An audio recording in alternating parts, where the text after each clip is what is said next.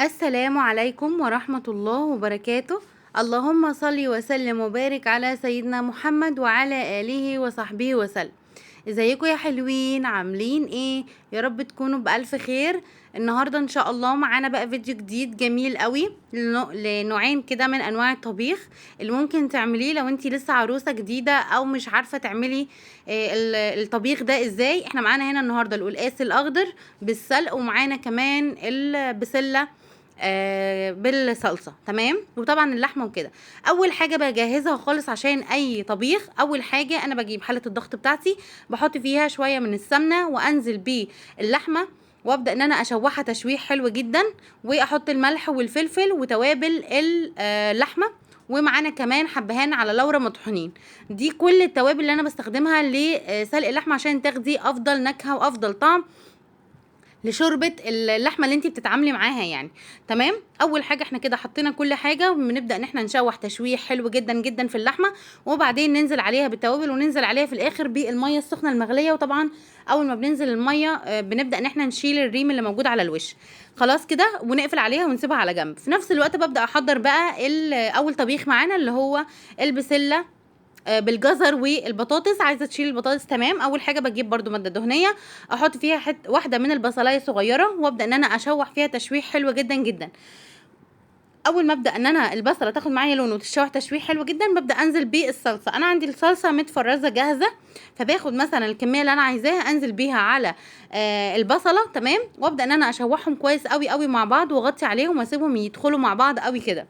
وبعدين بكون محضره عندي البسله برضو انا مفرزاها. ممكن تجيبيها ماركات اللي هي المعروفه في السوق، او ممكن ان انت تفرزيها في البيت تقطعي عليها جزر يعني وبطاطس، وتسيبيها في الفريزر في اكياس كده، كل كيس على حسب الاكله. تمام، وبعدين ببدا ان انا احط عليها شويه من الفلفل الاسود، شويه من توابل اللحمه، وشويه من الملح. يبقى ملح وفلفل وتوابل اللحمه، هي دي كل المكونات اللي احنا بنحطها على البسله، وهنبدا ان احنا نغطي عليها ونسيبها على جنب لحد ما الشوربه تخلص. تاني اكله معانا وهي القلقاس. انا جايبه القلقاس اللي هو بيبقى في اكياس جاهز، بيبقى معاه الخضره بتاعته سلقه على بقدونس كده جاهزين، والقلقاس نفسه بيبقى متقطع وجاهز. اول حاجه ببدا اخد الخضره بتاعتي، طبعا بتكون فكه وحلوه. ببدا ان انا اخدها في مصفى كده، اعصرها كويس من ميتها، انزل منها كل السائل بتاعها. السائل ده احنا مش بنرميه، بناخده نحطه على القلقاس. هتشوفوا معايا ازاي هستخدمه. تمام، انا هنا شلت الخضره بتاعته، بدات ان انا اصفيها في قلب الكبه اللي انا كنت مخرطه فيها البصل عادي جدا، وبعدين هبدا ان انا اسيبهم على جنب لحد ما نبدا في الخطوه اللي بعد كده. انا هنا حابه ان انا اعمل بتنجان مخلل جنب الاكل، بيبقى تحريشه حلوه جدا جدا. جبت عندي هنا هريسه شطه، خدت منها معلقه كبيره مليانه، بتبقى هريسه شطه يعني فلفل على توم على خل وكده. ببدا ان انا احط معلقه منها في طبق، احط عليها عصره ليمونه، واحط عليها شويه خل وشويه شطه طبعا اساسي، واحط كمون وكزبره وملح. خلاص، كمون وكزبره وملح وشطه، ومعلقتين او معلقه كبيره مليانه من هريسه الشطه. معانا كمان عصرة ليمونة وشوية خل. خلاص كده، هي دي كده التتبيلة بتاعة البتنجان. انا هجيب البتنجان بتاعنا عادي اللي هو احنا بنعمل منه المحشي، مفيش منه مشكلة، البتنجان العادي بتاعنا. تمام، هبدا ان انا اغسله كويس قوي قوي، واشيل اللي هو الجزء الاخضر بتاعه اللي من فوق ده. تمام، زي ما انتوا هتشوفوا دلوقتي. وغسلته كويس قوي. هبدا اجيب السكينه وافتحه فتحه كده بالطول، كل واحده افتحها فتحه كده كبيره بالطول، وابدا ان انا طبعا لازم يكون مغسول كويس جدا جدا ومتنشف. وفي نفس الوقت ده الطاسه فيها زيت على النار بتسخن يعني. تمام، هبدا ان انا انزل بالبتنجان بتاعي في قلب الزيت، وابدا ان انا اقلبه تقلبتين كده علشان انا عايزاه يستوي ولكن ما يتحرقش. فالنار ما تكونش عاليه معاكوا قوي علشان ما يتحرقش. انا معايا يعني اتلسع شويه، ولكن هو الصح بتاعه ان هو يكون كده. اول ما الشوربه بتاعتنا خلصت، هاخد بقى شويه من الشوربه دي احط فيها كيس القلقاس اللي احنا جايبينه يعني من شركات معروفه.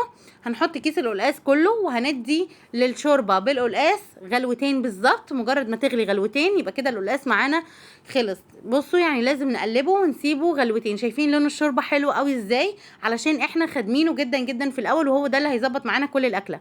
وبعدين حطيت معانا عليه بقى شويه الميه اللي احنا كنا عصرينهم من الخضره. وفي قلب طاسه تانية صغيره نحط شويه من السمنه كده، معلقه من السمنه، وانزل عليها معلقه من الثوم المفروم، لازم يكون مفروم. هسيبه بس يصفر شويه، وبعد كده هبدا انزل عليه بالخضره اللي هي جايه مع الكيس جاهز، اللي هي الكزبره على السلق. تمام. نبدا ان احنا نقلبها كويس قوي قوي في الثوم، وهنسيبها تتشوح حلو قوي قوي لحد ما تصفي ميتها.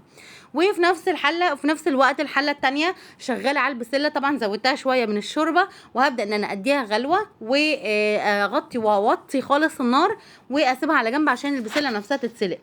في نفس الوقت ده كان البتنجان معايا خلاص استوى واتحمر حلو قوي وداب. هبدا بقى ان انا افتحه كده واحط فيه الخلطه الخطيره اللي احنا عاملينها، وهو ده هيبقى البتنجان معانا المخلل المشوح التحفه تحفه تحفه بالهريسه والخلطه الجميله دي.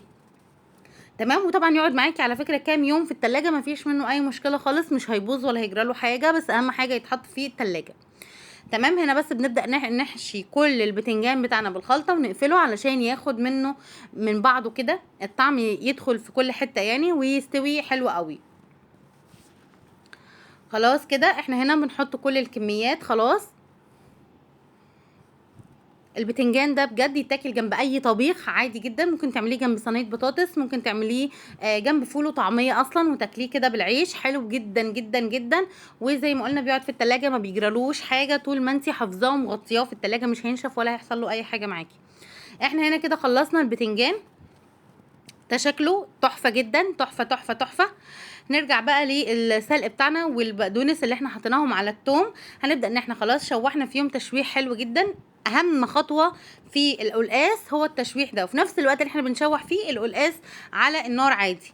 تمام. هنا القلقاس اهو بيغلي والخضره اتشوحت حلو جدا، هبدا ان انا انزل بيها على القلقاس بالشوربه اللي احنا حطيناها، وهنديله غلوتين بالظبط وهندوق. لو محتاج شويه ملح هنزود، محتاج اي نوع من التوابل هنزود، وبكده يكون اسهل وابسط قلقاس ممكن تعمليه بجد بجد. ولا بقى مجهود ان انت تجيبي القلقاسه وتنضفيها، طب بتتغسل؟ لا بتتمسح بس. انت في غنى عن الكلام ده كله. هبدا ان انا اجيب القلقاس بتاعي جاهز مع السلق مع كل حاجه. الكيس بيجي معاه كميه الخضره على قد الكيس بالظبط، عايزه تقسميه على مره على مرتين، بجد روعه جدا. وطبعا اللحمه اللي احنا سلقناها في حاله الضغط تطلع دايبه جدا، عايزه تشوحيها بقى في حته سمنه. تمام. عايزه تعملي بقى جنب الاكل الخطير ده طبق كده رز بالشعريه تحفه جدا، طبق البتنجان لزوم التحريش بقى والاكل الحرش. تمام. وكمان معانا الاكله التانية الخطيره بتاعتنا وهي البسله. ماشي. احنا هنا عملنا 2 في 1 يعني طبيخين في طبيخ واحد، والاتنين يا جماعه اسهل من بعض وبجد ما بياخدوش وقت خالص. طعم البسله خطير خطير اللهم بارك، لان احنا عاملينه بقى بالبصل ومشوحين له تشويحه حلوه وعاملين له بقى خلطه جميله. اتمنى تشوفوا الطريقه كامله والفيديو للاخر عشان تستفيدوا، وان شاء الله اشوفكم في فيديو جديد. وما تنسونيش في الاشتراك في القناه واللايكات والكومنتات الجميله، ومع السلامه.